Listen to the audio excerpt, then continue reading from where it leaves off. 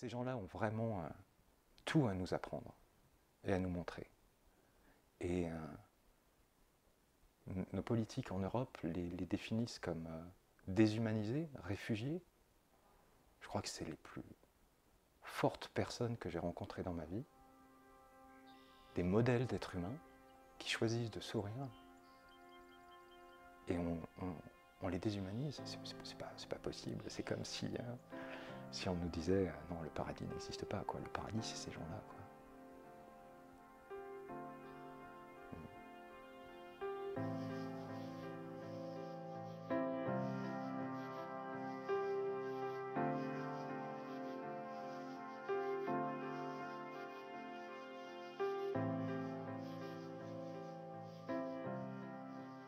Hier, je me promenais dans les rues de Paris et puis il y avait cette image de l'enfant mort sur la plage qui est devenu une espèce de symbole, mais qui est un symbole assez violent, qui va nous toucher en tant qu'Européens.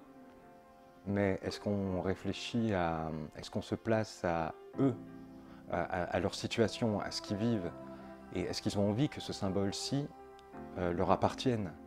Je pense pas. Et ça m'a fait un choc hier quand j'ai vu l'image, cet emblème de cet enfant mort sur la plage. Je ne peux pas comprendre ça de leur point de vue à eux. Et de la même manière qu'on m'a expliqué comment ça s'est déroulé sur place, il y avait tellement de journalistes qu'il y avait d'autres personnes qui étaient en train d'agoniser sur la plage et les journalistes bloquaient les urgences et les personnes sont mortes parce que les urgences n'ont pas pu arriver à temps. Simplement parce qu'il y avait une barrière des journalistes.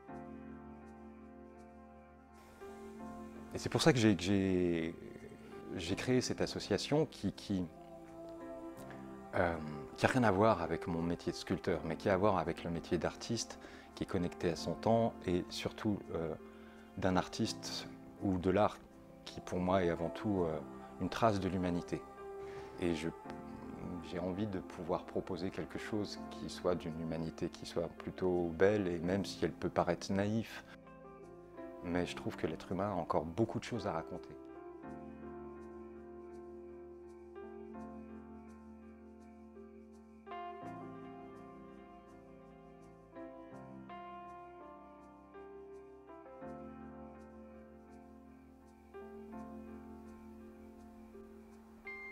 Entre une image de moi-même que je me donnais, qui était celle d'un sculpteur, et aujourd'hui une ouverture que je veux la plus grande possible, je ne vais pas dire totale, mais ce serait complètement surréaliste, mais la plus grande possible, pour dire, voilà, je peux créer ça. Ah, et puis c'est suffisant.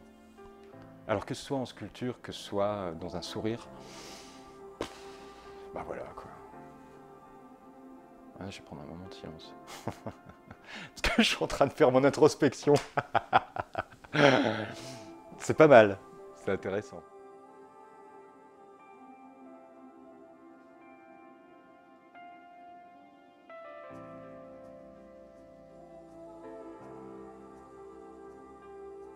De voir la chaise, ça m'a rappelé une personne que j'ai vue sur le camp qui s'appelle Asia.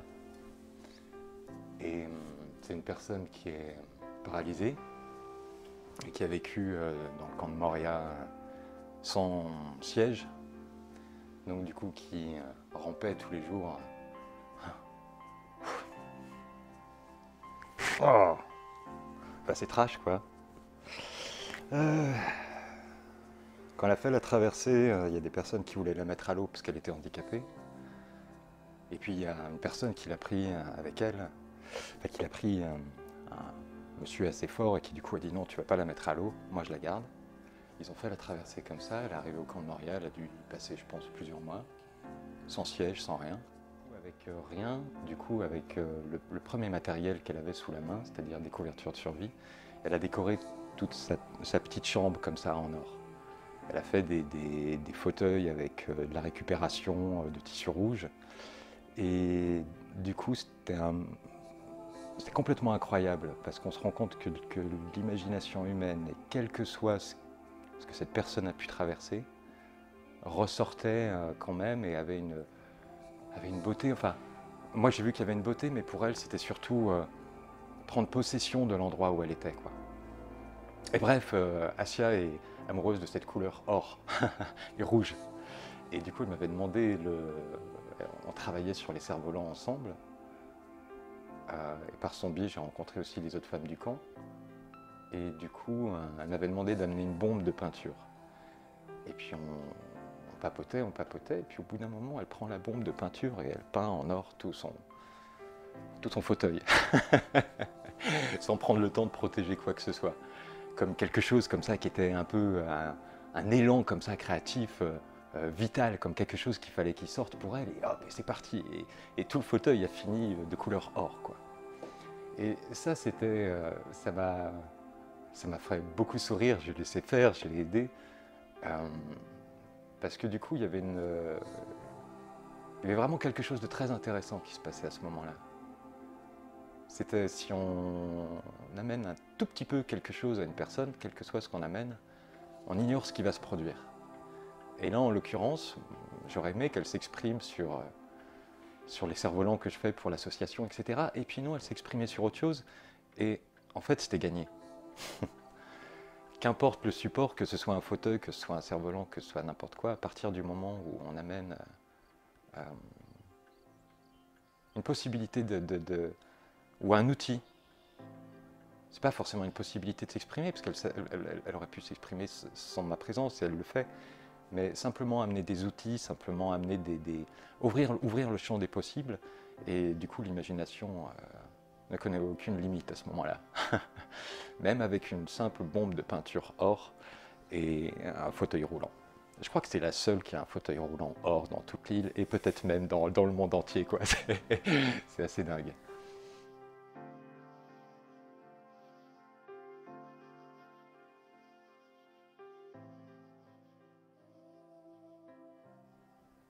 Il faudrait vraiment montrer tous ces portraits-là. Toutes ces personnes, je me rappelle de Benham, de Ben, avec qui j'ai bossé aussi. Benham qui a eu les mains brisées parce qu'il jouait de la musique à 20 heures, et qui m'a fait les plus belles sculptures sur l'arbre. Benham qui était souriant. Il faudrait vraiment aller choper un petit peu le sourire de ces gens-là, parce qu'il est très communicatif.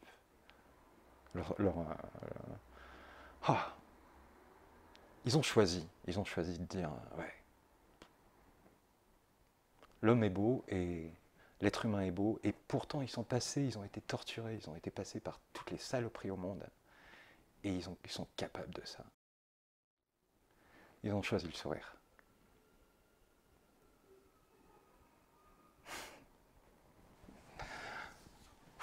J'arrête là. Oh.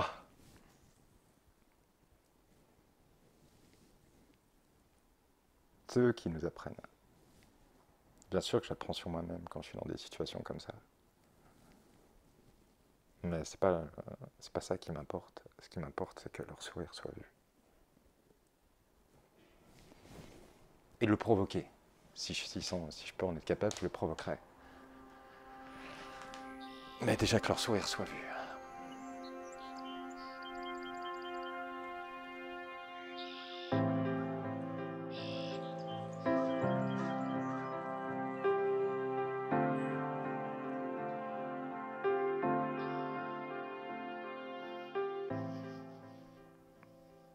Avant, je me serais défini en tant que sculpteur. Et c'est plus le cas maintenant. Ça fait assez bizarre, mais c'est plus du tout le cas. Il y a de ça quelques temps, j'ai fait un rêve et je me disais, dans le fond, je mets dans mon sac quelques gouges. Je n'ai pas besoin de matière, juste quelques gouges. Puis je parcours le monde et je vais là où les paroles sont sourdes, où elles ne sont pas entendues. Et je propose. Alors vous avez besoin de quoi? Qu'est-ce qui se passe exactement ici? Qu'est-ce que vous n'arrivez pas à dire? Qu'est-ce que vous n'arrivez pas à sortir? On peut faire quelque chose. On peut essayer de le raconter. Il y a des moyens pour ça. Il y a la poésie, il y a la peinture, il y a un cercle de paroles, il y a une sculpture. Et c'est en ça où je trouve que l'art ne doit surtout pas se dégager de ce qui se déroule dans son siècle. Il ne doit pas être à côté de ce qui se déroule dans son siècle. Je suis sculpteur, j'aurais aimé être sculpteur pendant encore 40 ans et à la Degas, à la Rodin, et pouvoir jouir de ma matière encore tous les jours et tous les jours. Mais je ne peux pas être déconnecté de ce qui se passe à côté, sinon j'ai raté ma vocation de sculpteur. Pas de sculpteur, j'ai raté ma vocation d'artiste, et encore plus j'aurais raté ma vocation d'être humain que de pouvoir amener du rêve. Bah voilà, je suis important pour la suite. Parce que du coup, s'il y a une personne qui va soi-disant sans peur, alors que franchement, il est pété de trouille. Enfin, moi, je suis pété de trouille à chaque fois que j'y vais. Hein. Mais c'est pas grave, il faut y aller. Il faut y aller parce que du coup, c'est prendre aussi la peur des autres et dire ça va le faire, quoi. Let's go, on y va, quoi. Donc ça me tient vraiment à cœur d'essayer à réaliser ça.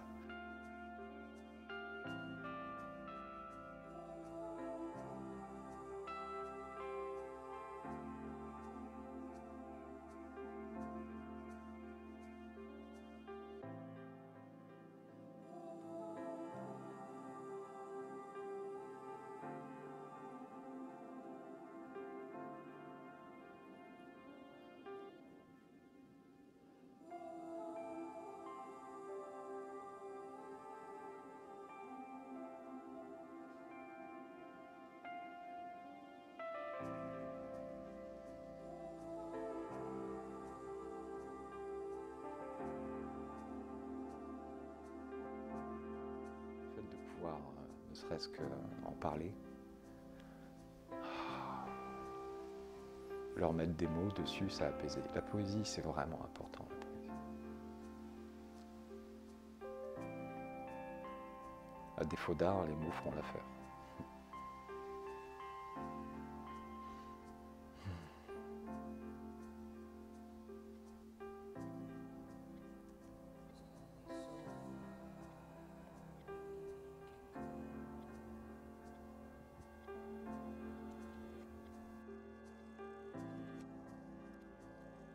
Fin.